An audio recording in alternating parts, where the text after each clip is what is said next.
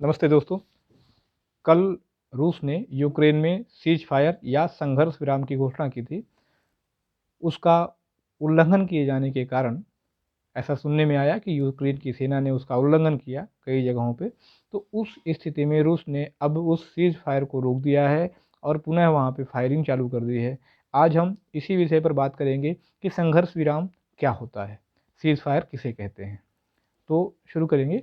जब दो देशों के बीच में युद्ध होता है और युद्ध में धीरे धीरे समाधान की प्रक्रिया जब आगे बढ़ती है तो उनमें दो शब्द प्रचलित होते हैं।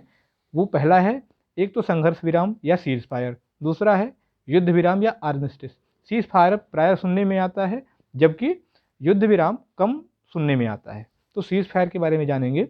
सीज फायर वह दशा है या एक तरह से कहें कि वह घोषणा है जो युद्धरत दोनों पक्ष या किसी एक पक्ष के द्वारा लागू किया जाता है, जिसमें संघर्ष को अस्थायी रूप से रोक दिया जाता है। ध्यान दीजिएगा, संघर्ष विराम में संघर्ष को या युद्ध को अस्थायी रूप से एक निश्चित समय के लिए निश्चित क्षेत्र में रोक दिया जाता है। वहीं युद्ध विराम अर्थात या आर्मिस्टिस को जब लागू किया जाता है तो उसमें युद्ध की समस्त सैन्य संक्रियाएं अर्थात वो एयरफोर्स, नेवी और जो आर्मी है, ये तीनों संक्रियाएं जो करती हैं सेनाएं, इन तीनों की संक्रियाओं को रोक दिया जाता है पूरी तरह से, या स्थायी प्रावधान है युद्ध को रोकने के लिए, हम ये कह सकते हैं युद्ध विराम।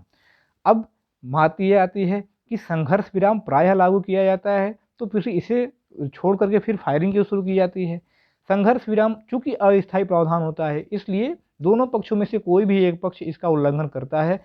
ऐसी स्थिति में पुनः सीज फायर को समाप्त कर देता है दूसरा पक्ष और वहाँ पे फायरिंग चालू हो जाती है। वहीं युद्ध विराम में ऐसी स्थिति उत्पन्न नहीं होती जब तक कि किसी समझौते पर असहमति न हो।